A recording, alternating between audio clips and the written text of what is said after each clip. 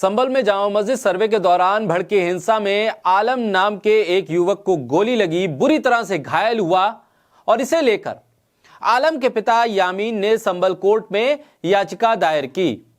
Court ने पुलिसकर्मियों के खिलाफ कार्रवाई के आदेश दिए हैं। युवक के पिता यामीन का आरोप था कि जब उसका बेटा ठेला लेकर घर से निकला था और बिस्किट को वो बेचता था, जब वो ठेला लेकर बाजार में निकला तब मौके पर मौजूद सीओ अनुज चौधरी, इंस्पेक्टर अनुज तोमर और दूसरे पुलिसकर्मियों ने जान से मारने की नीयत से उस पर अंधाधुंध फायरिंग शुरू कर दी। इस दौरान वो बुरी तरह से घायल हो गया और इसी मामले में सीजीएम संभल ने पुलिसकर्मियों पर एफआईआर दर्ज करने के निर्देश दे दिए हैं।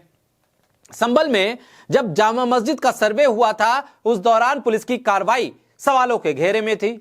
पुलिस ने सीधे लोगों को निशाना बनाकर जान से मारने की नीयत से फायरिंग की और सीधा निशाना उनकी छाती थी। कुछ लोगों के पीठ पे गोली लगी और जिनके आर पार हो गई गोली, वो मारे भी गए। इन तमाम सवालों के बीच में हिंसा को लेकर सीजीएम यानी मुख्य न्यायिक मजिस्ट्रेट, चीफ जुडिशियल मजिस्ट्रेट ने मौजूदा वक्त में एएसपी अनुज चौधरी और इंस्पेक्टर अनुज तोमर के अलावा 15 से 20 पुलिसकर्मियों पर एफआईआर करने के आदेश दिए हैं। लेकिन इस मामले में देखिए, पुलिस के ही साथ दे रही है। पुलिसकर्मी की तरफ से अगर कोई कानून विरोधी काम हो जाए तो उसको सजा दिलाना या उस पर एफआईआर करना, जो कि कोर्ट का आदेश हो, उसे भी मानने से इनकार किया जा रहा है। अब क्या कहा जा रहा है? संभल एसपी के विश्नोई ने साफ कर दिया है कि पुलिसकर्मियों पर फिलहाल कोई मुकदमा दर्ज नहीं किया जाएगा। प्रशासन ने सीजीएम के इस फैसले को चुनौती देने और हाईकोर्ट में अपील करने की बात कही है। ऐसे में अब यह बहुत दिलचस्प है और यह भी देखना है कि कानून और कोर्ट के आदेश सर्वोपरि होते हैं या पुलिस की अपनी ही सुमोटो जांच जो अपने ही पुलिसकर्मियों के खिलाफ थी, उसमें उनको मिलने वाली क्लीन चिट पर भरोसा किया जाता है। आम आदमी अगर होता और कहता कि मेरे पास कोर्ट का स्टे है, तो क्या ये पुलिसकर्मी किसी बिल्डिंग को गिराने से पहले या उसके खिलाफ गिरफ्तारी की कार्रवाई करने से पहले सोचते या वापस चले जाते? नहीं, पुलिसकर्मी अपनी ही मंशा और अपने ही धारणा के हिसाब से काम करते। चाहे आपके पास लाख स्टे हो या अदालत की तरफ से यह कहा गया हो कि इसे गिरफ्तार नहीं करेंगे या कार्रवाई नहीं करेंगे। अब मामला पुलिसकर्मियों का आया तो कह दिया जा रहा है कि अदालत जो चाहे वो फैसला करे, हम एफआईआर नहीं करेंगे। तो एफआईआर कहां होगी? कैसे मिलेगा इंसाफ? अब जब संभल में पुलिसकर्मी एफआईआर दर्ज कराने को राजी नहीं है, कह रहे हैं कि हाईकोर्ट जाएंगे, आदेश आज आया, हाईकोर्ट आप कब जाएंगे?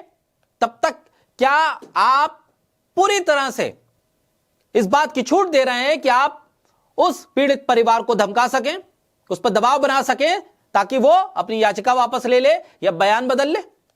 अदालत के आदेश के बाद संभल के एसपी कृष्ण कुमार बिश्नोई ने ओरली कहा है कि अनुज चौधरी और इंस्पेक्टर अनुज तोमर और दूसरे पुलिसकर्मियों के खिलाफ एफआईआर अभी नहीं दर्ज करेंगे। आदेश के खिलाफ अदालत की अपील करेंगे। न्यायिक जांच यानी कि जुडिशियल इंक्वायरी हो चुकी है, जिसमें तमाम पुलिसकर्मियों को हमने क्लीन चिट दे दी है। अब इसके खिलाफ हम हाईकोर्ट जाएंगे।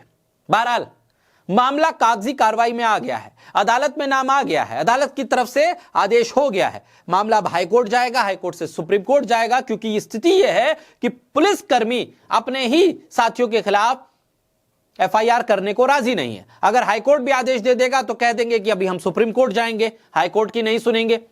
देखते हैं कि कहां तक यह मामला अटकता है, कहां जाकर यह मामला रुकता है और न्याय कब होता है। न्याय होता हुआ दिखता भी है या सिर्फ न्याय की बातें होती हैं?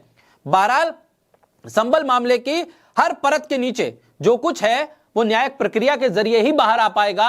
इंसाफ भी न्याय प्रक्रिया के जरिए ही मिल पाएगा। अदालतों पर भरोसा रखते हुए लोगों को आगे बढ़ने और आगे बढ़ाने की जरूरत है और न्याय प्रक्रिया, अदालतों के जरिए मिलने वाले इंसाफ पर भरोसा रखने की भी जरूरत है।